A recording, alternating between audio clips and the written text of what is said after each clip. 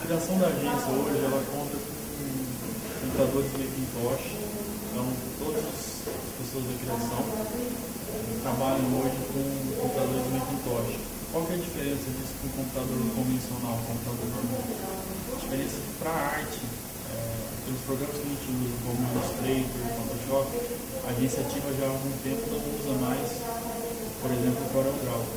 Já há algum tempo. Apesar de a gente manter um computador em criação para abrir esse tipo de arquivo, para fechar alguns arquivos, porque alguns veículos não usam ainda o Macintosh. Então, às vezes, vai mandar um material para uma gráfica, a gente precisa ainda exportar alguns materiais, outdoor, por exemplo, alguma coisa a gente ainda tem que passar para o PC, que dificulta um pouco o trabalho, mas não dá para a gente mudar a mentalidade de todo mundo.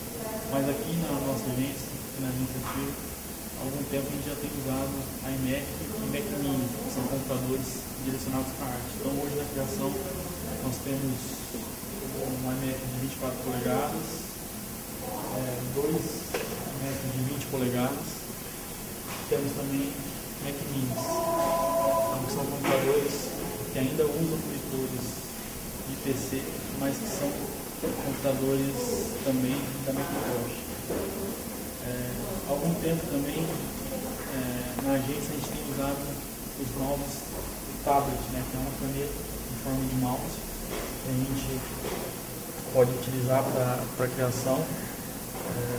Isso aqui facilita muito o tratamento de imagem, o recorte de imagem, agiliza muito o trabalho, embora tenha que saber trabalhar com ela. Então, todos os funcionários aqui adotaram a caneta há algum tempo também, e a gente tem sentido muito efeito nisso. O trabalho tem evoluído demais com isso.